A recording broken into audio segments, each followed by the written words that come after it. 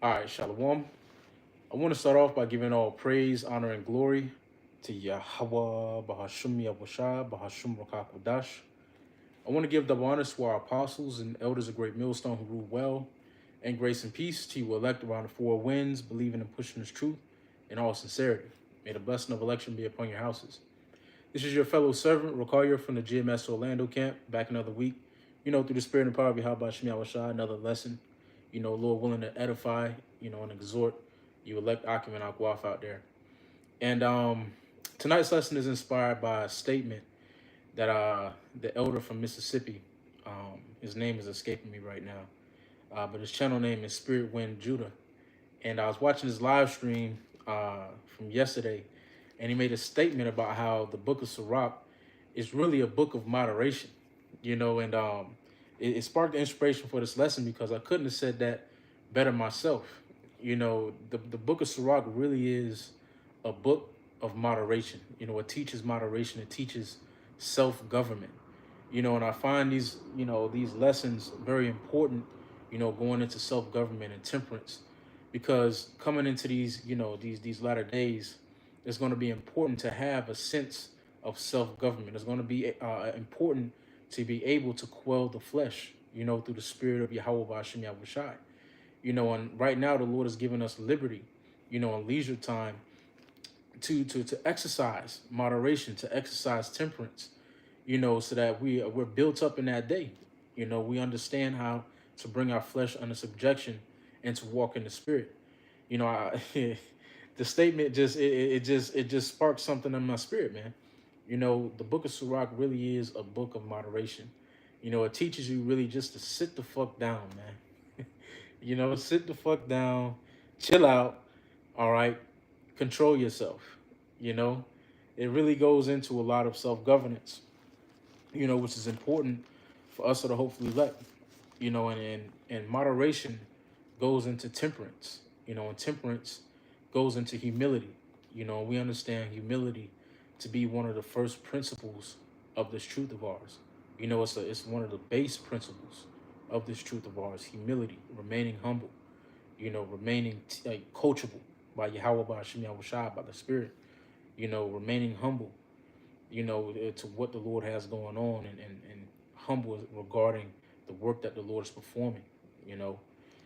But I wanted to start off here in First Corinthians chapter 9 and verse 25. And Slacky for the light, man. I'm trying to open up them curtains, but don't got too much light. It says, and every man that striveth for the mastery is temperate in all things. Now they do it to obtain a corruptible crown, but we an incorruptible. When you go into that word temperate, it goes into self-governance, having some self-control. And the scriptures really teach us the art of self-control. It teaches us the art of bringing the flesh under subjection. The difference between brothers, who understand this truth and the people in the world is the fact that brothers are able to quell the flesh. We don't succumb to the flesh at every whim like the people of this world. The people of this world only believe in, their five senses, really. If they can't see it, touch it, smell it, hear it, or feel it, they don't believe in it. And they follow every lust according to their flesh. They're enthralled with pleasures, which is ultimately why they're going to meet their end here in these latter days, because they can't, operate outside of pleasure. Everything has to be pleasurable. Everything has to be comfortable for these people in the world. But for us of the hopefully elect, we're learning how to bring our flesh under subjection and live outside of pleasure. Live outside of the lust of the flesh and dwell more in the spirit of Yahweh Ba'ashem Yahushai. Really, which really is the blueprint to life. And which is how the just are going to live here in these latter days, pursuing the Romans, the first chapter. All right, it says that the just shall live by faith. All right. And in order to live by faith, you have to have some self-government, some sense of self-government, some sense of temperance, some moderation. But it says, and every man that striveth for the mastery is temperate in all things. Now they do it to obtain a corruptible crown, but we an incorruptible. I therefore so run, not as uncertainly, so fight I not as one that beateth the air. But I keep under my body and bring it into subjection, lest that by any means, when I have preached to others, I myself should be a castaway. And these lessons ultimately, are meant for the building of our character. A lot of lessons there are a lot of lessons in the book of Sirach that go into character building. That go into how to dwell in the spirit. How to utilize the wisdom that the Lord has given us. Because contrary to popular belief, knowledge is not power. All right, applied knowledge is power. All right, I use this analogy all the time. Niggas in the world understand and know all day that cigarettes cause cancer, but they still smoke them. What good is that knowledge unto them if they're not going to use it? Likewise, the wisdom of Yahweh Bahashim Yahushai. What good is it to us if we don't apply it? If we don't, act on faith with the things that we've received through the Spirit. Like it says in Hebrews, the 4th chapter. All right, in order for these things to profit us, we have to mix it with faith and apply it. Application is key. But it says, and this is go for myself as well as any Akim and Akwaf out there who need to hear it. These lessons really are a lot for brothers. Brother, the Lord put certain lessons on brothers' minds, for themselves and for those who might have the ear to hear it, who might need to hear it at the time, man. A lot of times brothers are able to look back at the videos that they made, and be built up by it, in the future. You know, certain lessons are for brothers in the future. Certain lessons brothers made 2 years ago, they're able to look at again, and gain an understanding from, you know, and it's all through, that's how it's all through the Spirit of the Lord, man. And the Lord is working through brothers to really bring the elect into the unity of the faith, like it says in Ephesians, the 4th chapter. But it says, but I keep under my body and bring it into subjection, lest that by any means, when I have preached to others, I myself should be a castaway. And the last thing that we want is to be profitable unto many, but unprofitable to ourselves, you know? So therefore, in order to be profitable to ourselves as well as others, we practice the art of bringing our flesh under subjection, practicing moderation, and temperance, which is a very huge lesson that we're learning here in these latter days. I want to get this here in Sirach chapter 37, and I'm gonna start at verse 27. Because like the elder stated, man, the book of Sirach is is the book of moderation, man. It's the book of moderation. It really teaches you how to sit the fuck down, chill out and control yourself. How to govern yourself amongst the body, how to govern yourself amongst your woman, how to govern yourself amongst your children, how to govern your own self, how to get your own house in order first. All right, it teaches us all of these things, man. You know, but it says, "My son, prove thy soul and thy life, and see what is evil for it, and give not that unto it.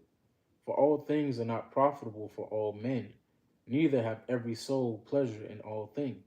And the Lord has given us, this time of liberty to prove our souls, prove ourselves, what's good for our souls and what's not, and that's a process. You have to prove your soul to see what draws you closer to the Lord and what draws you further. All right, because it's important to be drawing yourself closer to the Lord, especially in the times that we're living in, man. You want to know, you want to be able to be your first line of defense. Before brothers sense something off in you, you should be able to sense something off in you. And that comes through proving yourself, testing your, seeing what's good for your spirit and what's not. Some brothers, got to put down the drink for a little bit. Might the drink might be throwing you off. Put down the television. Turn off the TV for a little bit.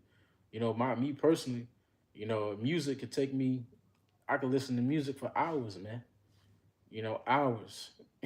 Sometimes I got to turn that shit off, man, and get to reading. Get back to my principles.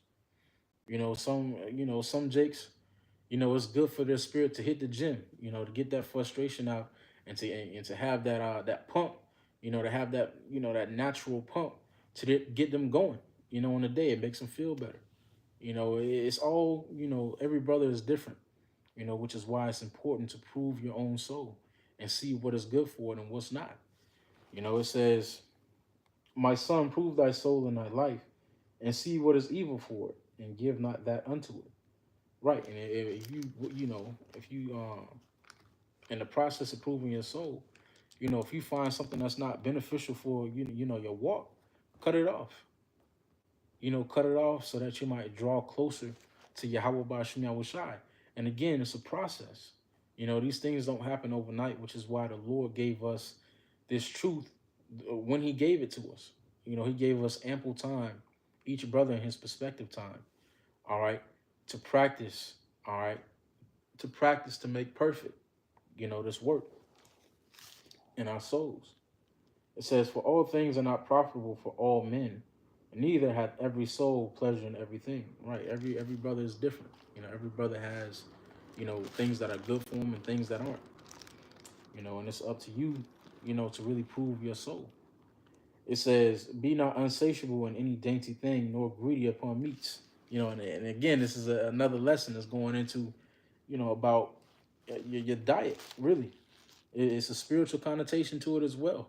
There's a spiritual connotation to the scriptures as well as a physical connotation. It says, "Be not unsatiable in any dainty thing, no too greedy upon meats.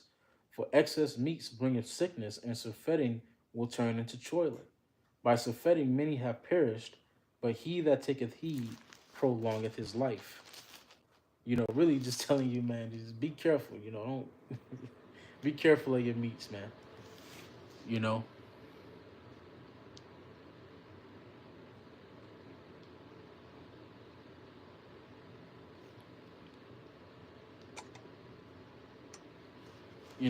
you know, just have some moderation. Practice moderation and self control. And these are big lessons, huge lessons that we're learning here in these other days that are going to set us apart from the rest of this world. All right, our ability to dwell in the spirit of the Lord, our ability, to dwell in the spirit, the gift of faith, all right, as well as the treasure of the fear of the Lord is what's going to set brothers apart from the rest of this world. And ultimately their ability to practice moderation and temperance, to have self-control over the flesh and not to give in to the pleasures of this life. Because Esau is getting ready to come with pleasures, man. He's getting ready to come with deceivableness, man. He's getting ready to come with with a whole lot of pleasures, man, to beguile the people into falling, for this new regime he's trying to set up. But for us who have the eyes to see and the ears to hear, man, we ain't going for that shit. All right, we understand what the Lord has set before us, you know, and what the Lord has set before us is far greater than any pleasures of this life. The pleasures of the spirit far outweigh the pleasures of this life. And we're witnesses of that every single day, man. But with that being said, that's all I had. Just a quick impromptu. The book of Sirach is a book of moderation, man. It's a book of moderation. It's beautifully said, by the elder, man. And when you get into the whole book of Sirach, it's really a character builder, man. It really teaches you how to walk in wisdom. How to walk and dwell in the spirit of Yahweh Ba'ashim Yahushai, which is an important lesson. It's an important lesson in moderation, which ultimately is a lesson in humility. All right. Once again, humility is one of the foundations of this truth of ours, man, alongside faith. With that, I want to give all praise, honor, and glory to Yahweh, Bahashim Yahushua, Bahashim Makakudash, and double honors to our apostles and elders of Great Millstone who grew well, and grace and peace to you elect around the four winds, believing and pushing this truth in all sincerity. May the blessing of election be upon your houses. Shalom. Stay up.